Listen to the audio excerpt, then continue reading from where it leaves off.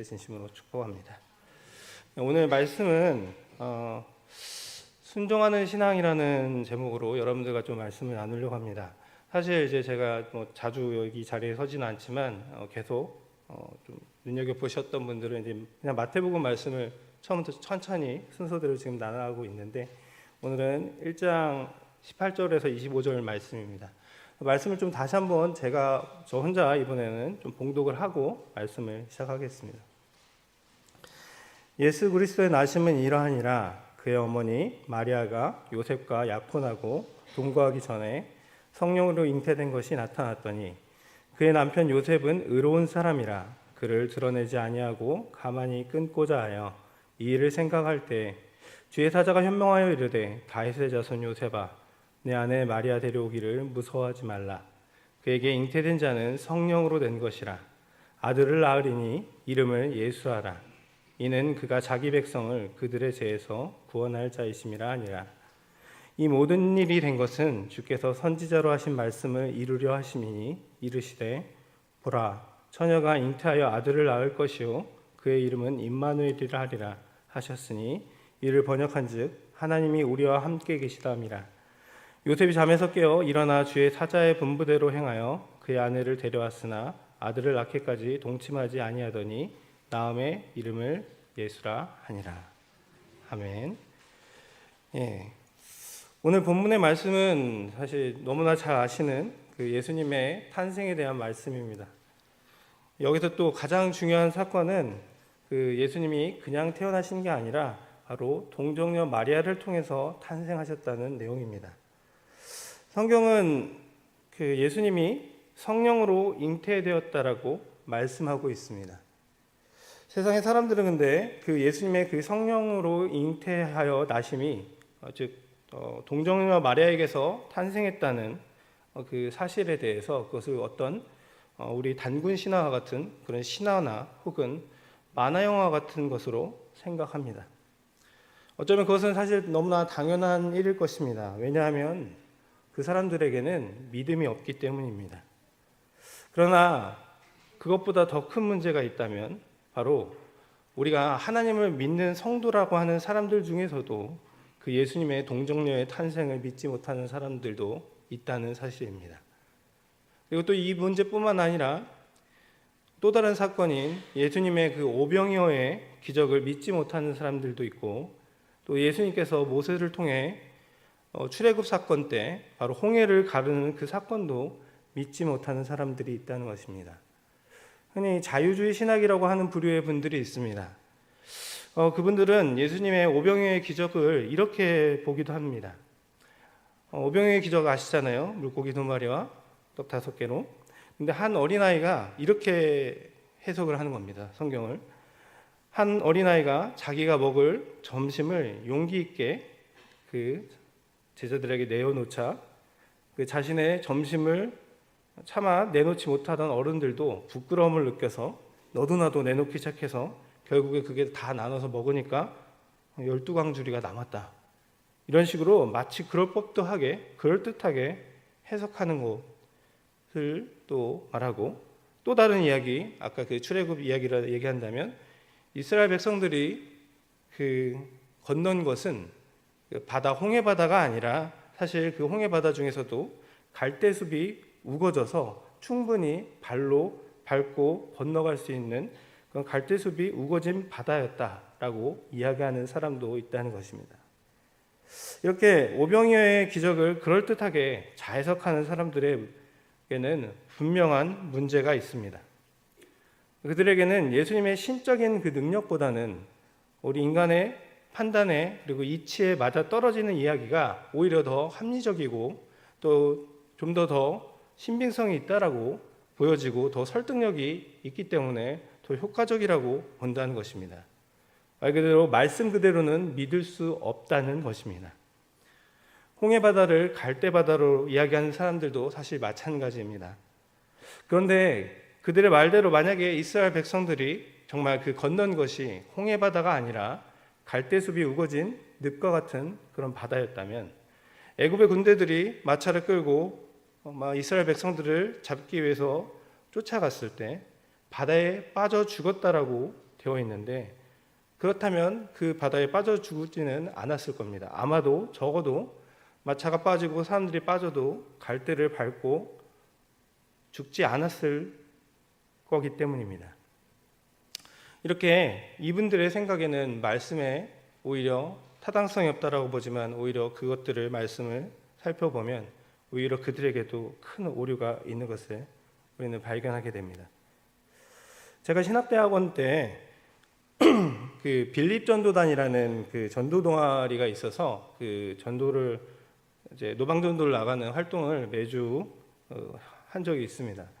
근데 그때 저는 주로 그 저희 학교 근처에서 제일 가까운 학교 중에 카이스트라는 학교를 노방 전도를 매주 나갔었는데, 사실 보통은 거의 그런 일이 없고 그냥 무시당하는 일이 대부분이었지만, 간혹 가다가 조금 약간 너드같이 좀 특별하게 보이는 학생들 중에서 믿지 않는 학생들 얘기하는 겁니다. 전도를 이렇게 좀 하게 되면 성경을 좀 지식을 아는지, 예수님이 물 위를 걸으신 사건이나 아니면 죽은 나사로를 살리신 사건이나 혹은 지금 말씀드렸던 하나님께서 홍해를 가르신 사건들을 이야기하면서 어떻게 그런 일이 일어날 수 있냐고 과학적으로 시비를 걸어오곤 했습니다. 그때마다 그 친구들에게 제가 바로 거기에서 담대하게 답변을 참 줬으면 좋았겠지만, 그때는 사실 어떻게 대처해야 될지 사실 어버버돼서 지나가긴 했지만, 그것들을 좀 이번에 말씀을 준비하면서 상기해보니, 만약에 제가 다시 그 기회가 된다면 그 친구들에게 이렇게 답을 할 것 같습니다. 무리를 못 걷는 것을 물어본다면, 무리를 못 걷는 것은 사람이고 무리를 걸으시는 분은 하나님이시다. 그리고 죽은 나사로를 사건을 얘기한다면, 죽은 사람을 살릴 수 없는 것은 사람이고 죽은 사람을 살리시는 분은 하나님이시다. 하나님께서는 없는 사람도 천지 창조를 통해서 인간을 지으신 것처럼 만드시는데, 그까지 죽은 사람 하나 살리지 못하겠느냐? 죽은 사람 하나 못 살리고 또한 홍해 하나 못 가르는 분을 사실 내가 뭐하러 믿겠냐라고 오히려 만약에 다시 한번 기회가 주어진다면 그들에게 얘기할 것 같습니다. 그리고 마지막으로, 내가 당신에게 믿으라고 하는 사람은 사람이 아니라 하나님이시다라고 대답하고 싶습니다. 다시 그런 기회가 오기를 저는 기대하고 있습니다. 결국 그렇습니다. 오늘 1번의 제목인데 복잡하게 생각할 것이 없습니다. 말씀은 그냥 믿으시기 바랍니다. 하나님을 우리는 보잘것없는 우리의 머리로 이해하려고 하면 안 됩니다. 어느 신학자의 말 중에 우리가 잘 이해하는 신은 오히려 그렇기 때문에 역설적으로 신이 될 수 없다라고 말합니다. 왜냐하면 유한한 인간이 무한하신 하나님을 이해한다는 것은 논리적으로도 볼 때 모순일 것입니다. 하나님은 우리의 머리로 이해하는 분이 아니라 바로 우리의 믿음으로 이해되는 분입니다. 제가 새벽 기도 때 계속 전도서 말씀을 나누고 있는데, 그 전도서 말씀에서도 계속 이야기하고 지속적으로 얘기한 것은 유한한 우리가 하나님을 이해할 수는 없다. 하나님은 이해할 수 없는 존재다라는 말씀을 계속 반복합니다. 하나님을 그냥 믿으시기 바랍니다. 그리고 그 하나님께서 주신 말씀인 성경을 그대로 믿으시기 바랍니다. 그러면 우리에게 놀라운 일이 생길 것입니다. 하나님에 대한 우리의 믿음이 어쩔 때는 도저히 이해가지 않는, 그렇지만 믿어야 되는 상황이 주어질 수 있습니다. 그러나 거짓이 아니기 때문에 우리가 그것을 믿으면 반드시 그 믿음의 열매가 나타납니다. 그 실상과 증거가 나타난다는 말씀입니다. 그래서 히브리서 11장 1절에서는 하나님은 믿음을 바라는 것들의 실상이요 보지 못하는 것들의 증거니라고 말씀하셨습니다. 우리 한번 화면에 띄어진 말씀 좀 한번 같이 읽어보겠습니다. 믿음은 바라는 것들의 실상이요 보이지 않는 것들의 증거니. 믿음은 우리가 이해할 수 없지만 그 열매인 실상과 증거를 통해서 그 믿음이 실제라는 것을 이해하게 됩니다. 그것을 통해서 우리는 우리의 믿음이 과연 옳았는지 아니면 옳지 않았는지를 가늠해 볼 수 있게 되는 것입니다. 비록 짧은 신앙의 여정이지만 제가 지금까지 여러분들께 감히 훨씬 더 어린 제가 말씀드린 건 그렇지만 지금까지 제 신앙으로 확신을 가지고 말씀드릴 수 있는 것은 하나님에 대한 내가 정말 온전한 믿음을 가졌을 때는 하나님께서는 한 번도 저를 배신하거나 혹은 실망시킨 일이 없다는 사실입니다. 하지만 그냥 믿음이 아닙니다. 온전한 순전한 믿음을 가졌을 때 하나님께서는 저를 배신하거나 실망시킨 일이 없다는 것입니다. 그리고 그 증거를 가지고 저는 오늘 하나님의 말씀을 언제나 옳다는 확신을 가지게 되었습니다. 하나님의 말씀은 언제나 옳습니다. 우리가 그것이 이해가 될 때 옳은 것이 아니라 이해가 되지 않을 때에도 하나님의 말씀은 언제나 옳습니다. 오늘 우리의 신앙을 바로 이 믿음 위에 올려놓고 사시는 삶 살게 진심으로 축복합니다. 두 번째로는 마리아의 순종은 죽음을 각오한 순종이었습니다. 성령으로 잉태되었다는 것, 그것은 마리아의 순종을 통해서 사실 이루어졌었습니다. 마리아의 순종은 죽음과 그 죽음보다도 더 큰 부끄러움과 그리고 사랑하는 사람 요셉으로부터의 버림을 받을 것을 각오한 순종이었다는데 더 큰 의미가 있습니다.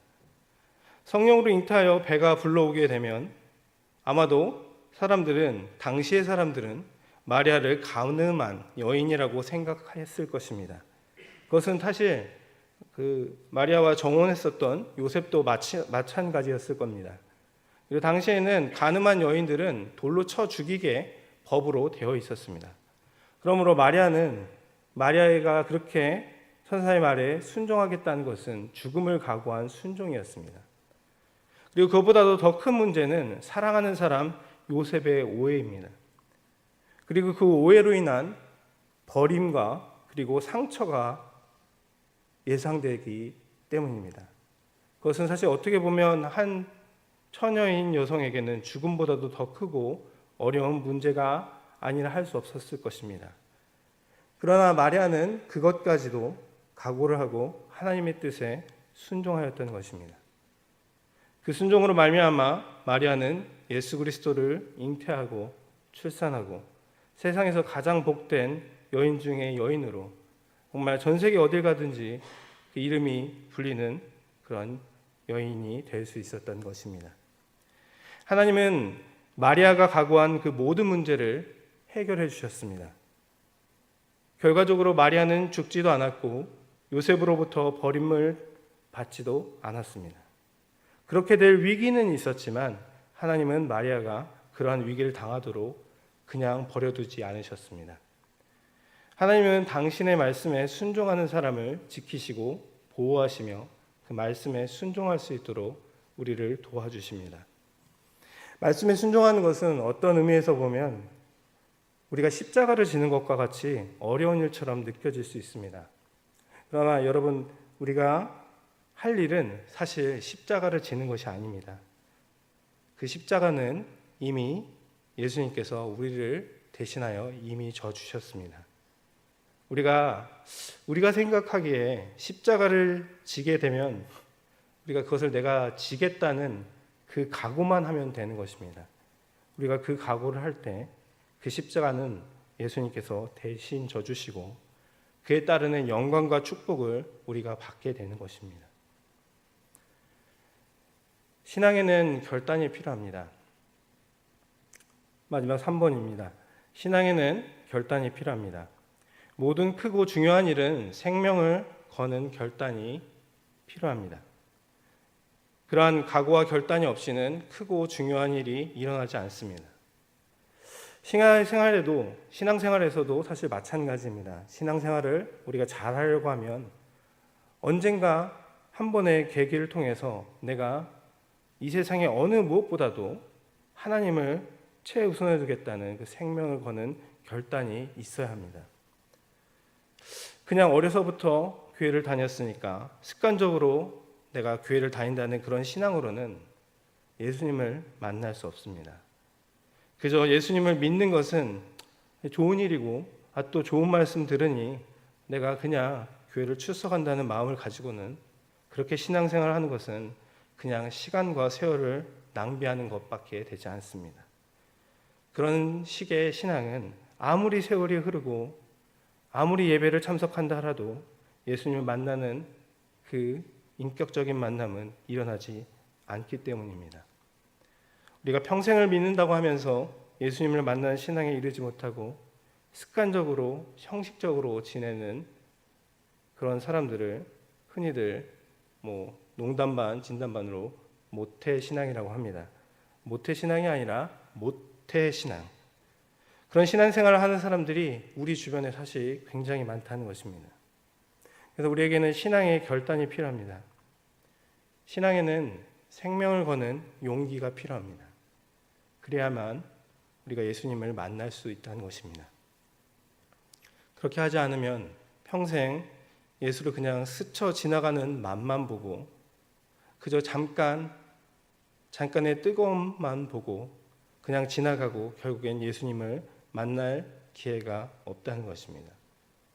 우리의 신앙생활이 어떤지 다시 한번 돌이켜보시기 바랍니다.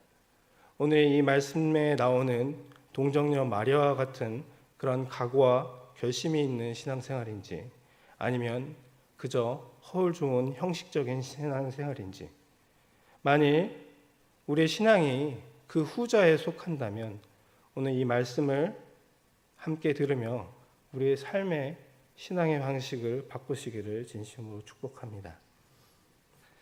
하나님의 말씀에 생명을 한번 걸어볼 수 있기를 바랍니다. 내가 죽으면 죽으리라는 생각을 하고 말씀에 순종해 보시기 바랍니다. 그러면 정말 놀라운 일이 일어날 것입니다. 왜냐하면 믿음에는 언제나 기적이 뒤따르기 때문입니다. 예수님께서 행하신 이 성경의 첫 번째 기적은 가나의 혼인잔치에서 있었던 기적입니다. 예수님은 그때 그곳에서 물을 포도주로 만드셨습니다.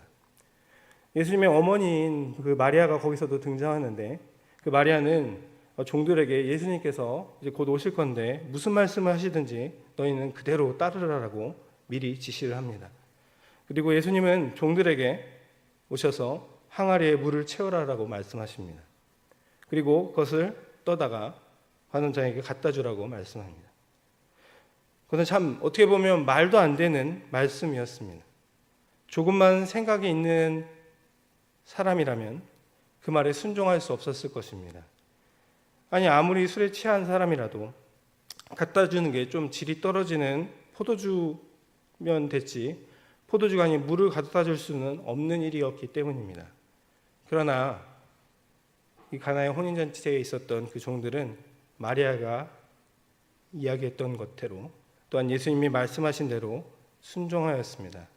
그리고 그 물을 갖다 주자 그 물이 변하여 포도주가 되는 놀라운 기적을 그들은 체험하게 됩니다. 때때로 하나님의 말씀은 우리가 듣기에 이해되지 않을 때가 있습니다. 그러나 예수님께서는 무슨 말씀을 하시든지 그대로 순종하면 바로 물이 변하여 포도주가 되는, 그것도 정말 가장 극상품의 신의 물방울이라고 하는 만화책도 있는데 정말 신의 물방울처럼 극상품의 포도주가 되는 그런 기적을 체험하실 수 있게 될 것입니다. 또 다른 인물을 하나 더 소개하자면 예수님의 수석제자 베드로를 소개하려고 합니다. 베드로는 예수님께서 주는 그리스도시요 살아계신 하나님의 아들이시니다라고 자신의 신앙을 고백하였습니다. 우리 좀 다시 한번 같이 한번 말씀 한번 띄워드릴 테니까 함께 읽어보겠습니다. 시몬 베드로가 대답하여 이르되 주는 그리스도시요 살아계신 하나님의 아들이시니이다. 아멘. 예수님을 주라고 고백한 것은, 여기에서 이 베드로가 예수님을 주라고 고백한 것은 바로 자신을 예수님의 종이라고 고백한 것과 같습니다. 그리고 가나의 혼인잔치와 그리고 또한 이 베드로의 고백을 봤을 때 종의 특징은 순종에 있습니다. 사실 종의 위치는 내가 예 아니오라고 말할 수 없는 사람입니다. 자신의 생각과 입장을 이야기할 수 있는 위치가 아니라는 것입니다. 종은 언제나 자신의 주인의 말에 복종하고 순종해야 되는 사람입니다. 오늘 베드로는 바로 자기 자신을 바로 예수님의 종이라고 고백한 것입니다. 그것은 예수님께서 어떤 말씀을 하시든지 내가 그대로 순종하는 삶을 살겠다는 고백이었던 것입니다. 이것이 바로 신앙 고백입니다. 예수님은 그러한 베드로에게 마태복음 16장 19절 말씀에 이 복을 허락해 주셨습니다. 함께 같이 읽어보겠습니다. 내가 천국 열쇠를 내게 주리니 내가 땅에서 무엇이든지 매면 하늘에서도 매일 것이요 내가 땅에서 무엇이든지 풀면 하늘에서도 풀리리라 하시고. 아멘. 예수님께서는 이렇게 내가 땅에서 무엇이든지 매면 하늘에서도 매일 것이고 내가 땅에서든지 무엇이든지 풀면 하늘에서도 풀릴 것이라고 하며 말씀해 주신 것입니다. 다시 말하면 베드로가 땅에서도 하늘에 사는 사람과 같이 된 것입니다. 믿음은 기적을 가져옵니다. 그리고 믿음은 축복을 가져옵니다. 믿음은 순종을 의미합니다. 그것도 생명을 건 순종을 의미합니다. 말씀에 생명을 걸고 순종한 오늘 동정녀 마리아는 예수님의 어머니가 되는 축복을 받았고, 또한 말씀에 순종한 그 가나 혼인잔치의 종들은 물이 변하여 최고의 극상품의 포도주가 되는 그 첫 번째 기적을 목도한 주인공들이 되었으며, 또한 예수님의 수석제자였던 이 베드로는 예수님을 주로 고백하고 그 말씀에 종과 같이 순종하겠다라고 고백한 후에 바로 천국의 열쇠를 받아 이 땅에서 천국을 사는 복을 누리게 되었습니다. 믿음의 사람이 되실 수 있기를 바랍니다. 또 순종의 사람이 되실 수 있기를 바랍니다. 예수님이 무슨 말씀을 하시든지 우리가 그대로 행할 수 있는 우리 모두가 되시기를 진심으로 축복합니다.